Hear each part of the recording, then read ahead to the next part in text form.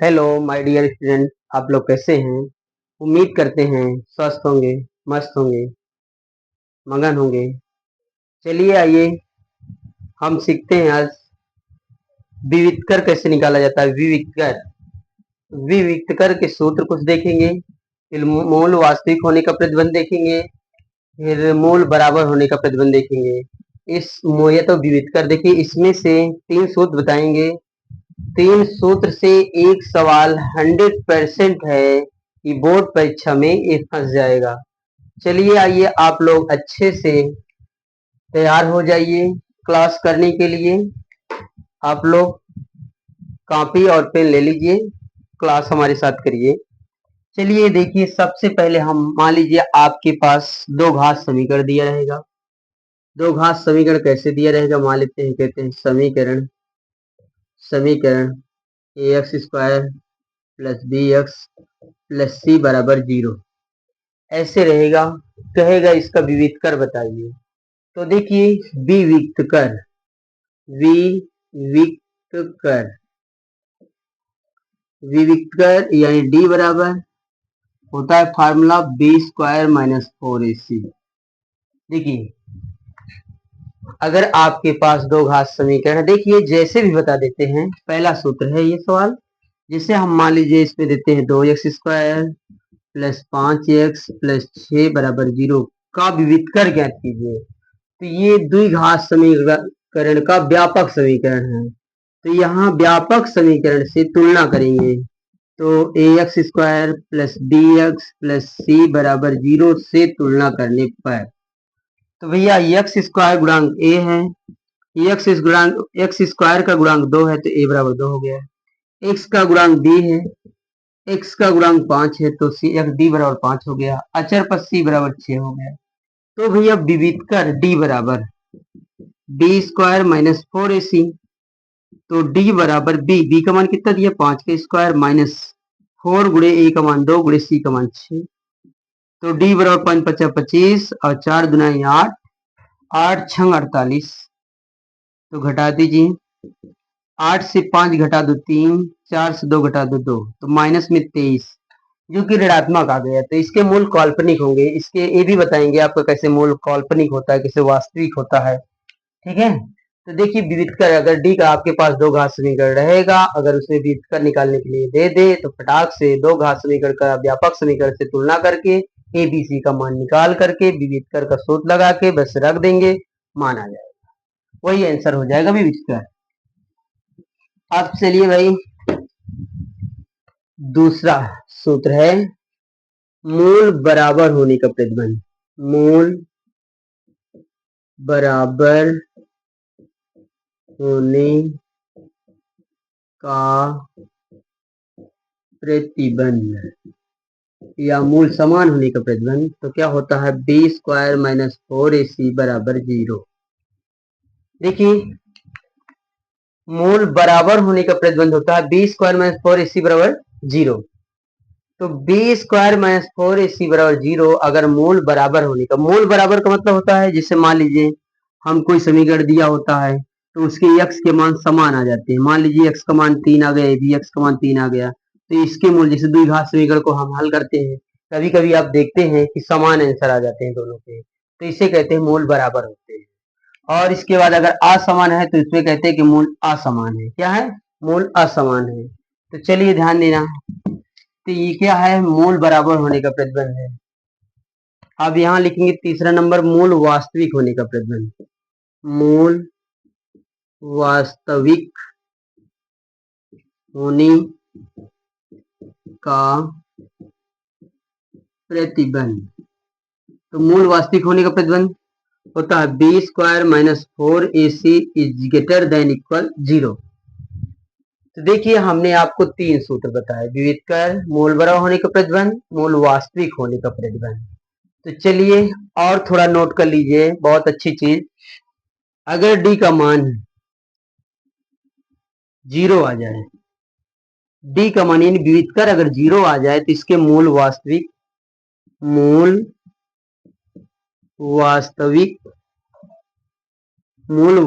तथा समान होंगे, समान होंगे, मूल वास्तविक तथा समान होंगे। अगर डी का मान धनात्मक आ जाए, कोई संख्या 2 3 4 कुछ भी आ जाए, अगर डी का मान धनात्मक आ जाए, इसमें लिखेंगे मूल वास्तविक तथा असमान होंगे, असमान होंगे। अगर डी का मान ऋणात्मक आ जाए तो इसके मूल काल्पनिक होंगे, तो इसके मूल काल्पनिक होंगे। ठीक, तो ऐसे सवाल होते हैं। देखिए, पहले विविध कर का सूत्र लिखा, फिर मूल बराबर होने का प्रतिबंध, मूल वास्तविक होने का प्रतिबंध। अगर डी का मान 0 आ जाए तो इसके मूल वास्तविक तथा समान होंगे।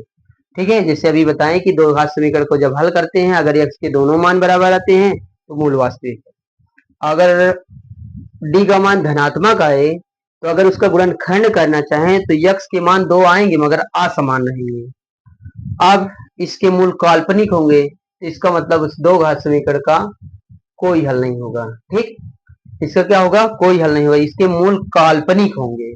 ठीक है, तो इसका मतलब जब काल्पनिक का मतलब रूट के अंदर माइनस आ जाए, तो जैसे श्रीधराचार्य जी के प्रयोग से करेंगे और उसमें रूट में माइनस आ गए तो इसके मूल क्या होंगे, काल्पनिक होंगे। चलिए भाई, सवाल अब देख लेते हैं कुछ इसी के प्रयोग। अगर आपके पास पूछे कि दो घात समीकरण का व्यापक समीकरण पूछे तो आप बताएंगे ax square plus B X plus C बराबर 0।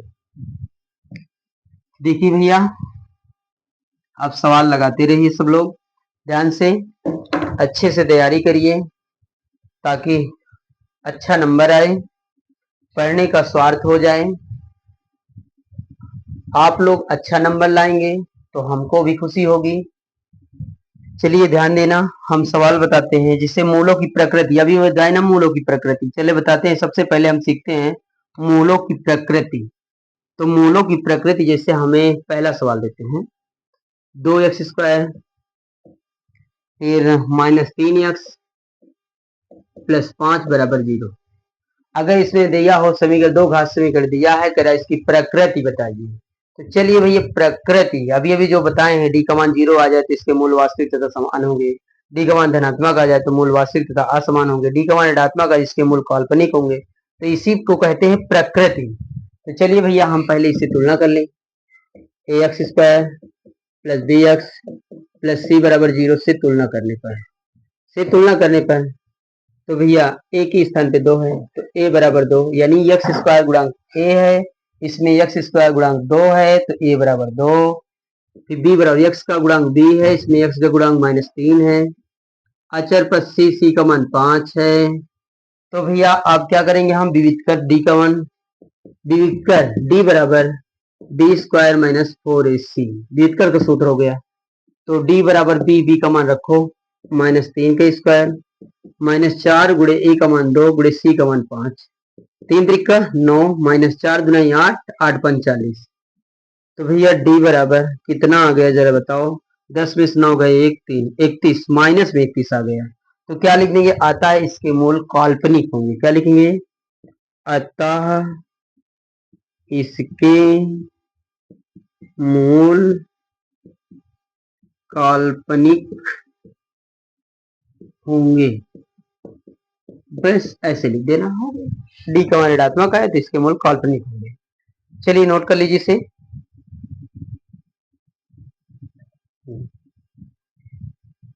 उम्मीद करते हैं समझ में आया होगा। चलिए अगला सवाल देखते हैं।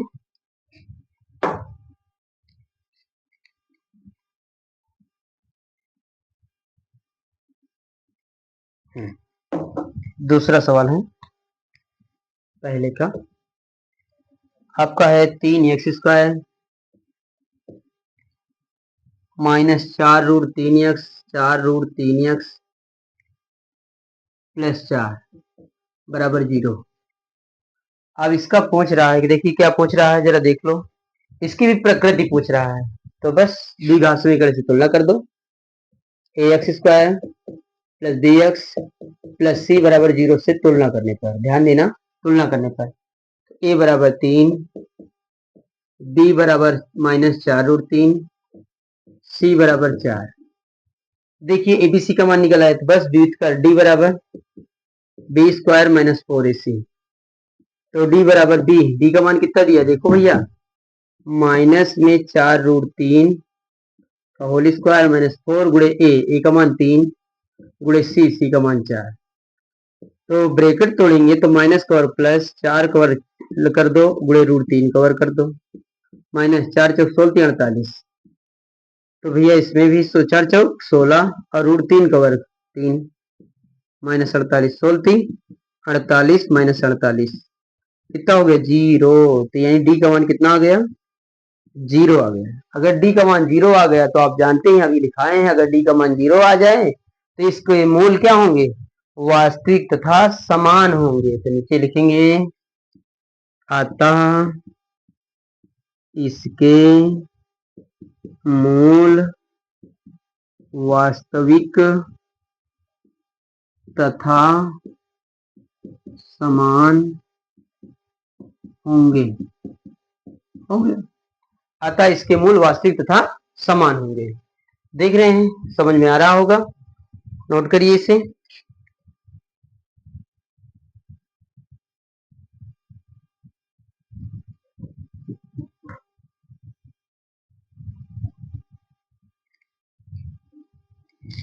अब उम्मीद करते हैं इस प्रकार का अगर सवाल प्रकृति पूछ ले तो ऐसे हम निकाल लेंगे। अगर डी का देखो बता ही दिया है, अगर डी का मान 0 आ जाए तो इसके मूल वास्तविक तथा समान होंगे।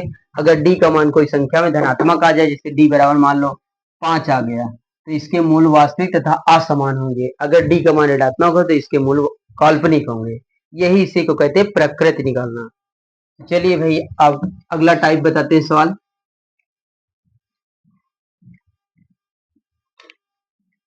देखिए अगला टाइप, दूसरे का पहला सवाल। सवाल पढ़ लीजिएगा। निम्नलिखित द्विघात समीकरण में के का मान ज्ञात कीजिए जिसके लिए समीकरण के दो मूल प्राप्त हों।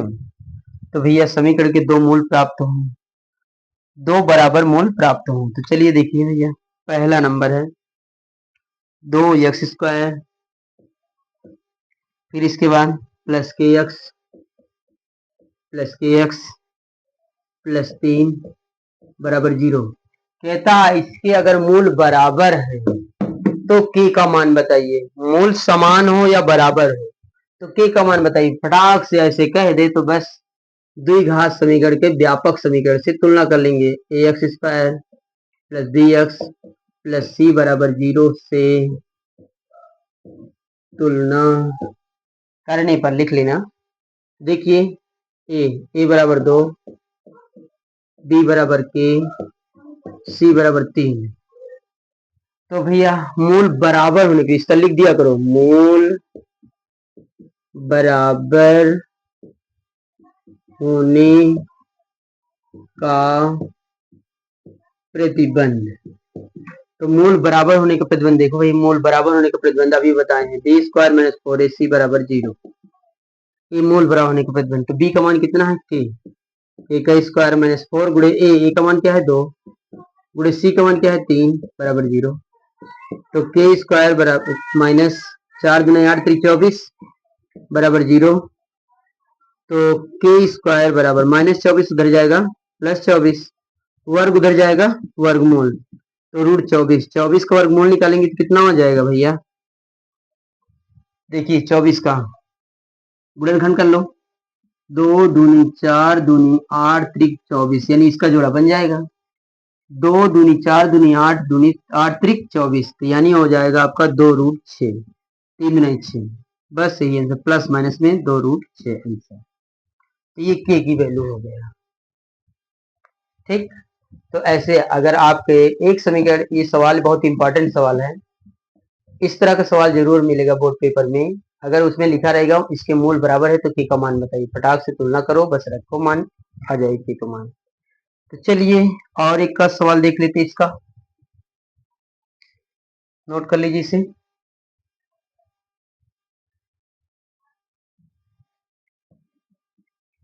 चलिए भाई अच्छे से देखिए, मन से देखिए तो समझ में आएगा। मन कहीं और, आप देख कहीं और रहे हैं, तो इस तरह में नहीं आएगा। मन लगा करके पढ़िए, 100% आएगा सवाल समझ में।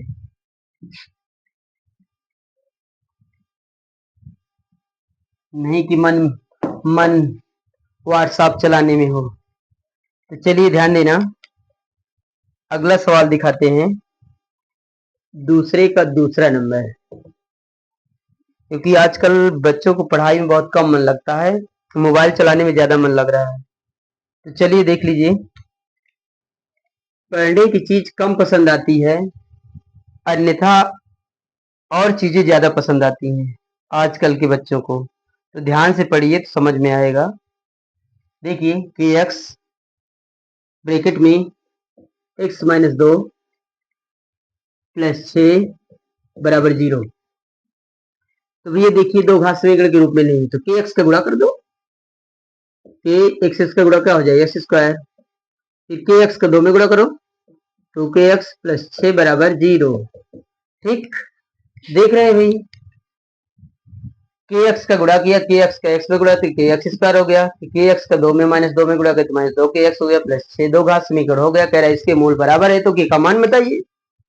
तो बस तुलना करिए भाई, A X square plus B X plus C बराबर 0 से तुलना करने पर लिख लेना, ए बराबर के, बी बराबर -2 के, सी बराबर 6। तो बस एबीसी निकाल लिया। तो मूल बराबर होने का प्रतिबंध, मूल बराबर होने का प्रतिबंध। चलिए भैया, मूल बराबर है प्रतिबंध देखो, बी स्क्वायर -4ac बराबर 0, बी का मान -2k, तो -2k का स्क्वायर -4 गुणे ए का मान के गुणे सी का मान 6 बराबर 0। तो ब्रेकर तोड़ो भाई, माइनस का और प्लस, 2 दूनी 4 के स्क्वायर माइनस 6 चौको 24 के बराबर 0। तो देखो इसमें कॉमन क्या होगा भैया, 4 के, 4 से 24 कट जाएगा, इसलिए 4 कॉमन, के है तो छोटा यानी छोटी घात कॉमन कर लिया, तो 4 कॉमन, एक के कॉमन, एक के बचा है -4 छंग 24 बराबर 0। दो व्यंजकों का गुणनफल 0, या तो पहला व्यंजक 0 या तो दूसरा व्यंजक 0। तो 4 के बराबर 0 गुणते 4 उधर बटे 4, तो के बराबर 0 बटे 4, 4 का भाग देंगे 0 में तो 0 ही आएगा आंसर। दूसरा वाला देख लो, के -6 बराबर 0, तो के बराबर -6 उधर जाएगा +6, हो गया आपका आंसर। ठीक, के की वैल्यू यानी 6 आई। ठीक, कितना आसान सवाल था, बहुत अच्छे सवाल हैं, देख लीजिए आप, नोट करिए भाई।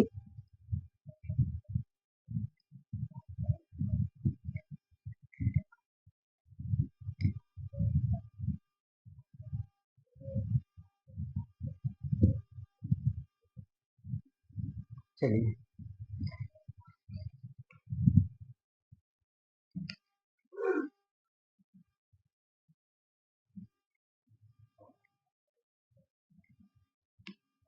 चलिए भाई, एक सवाल और देख लीजिए, तीसरा कह रहा है के किस मान के लिए द्विघात समीकरण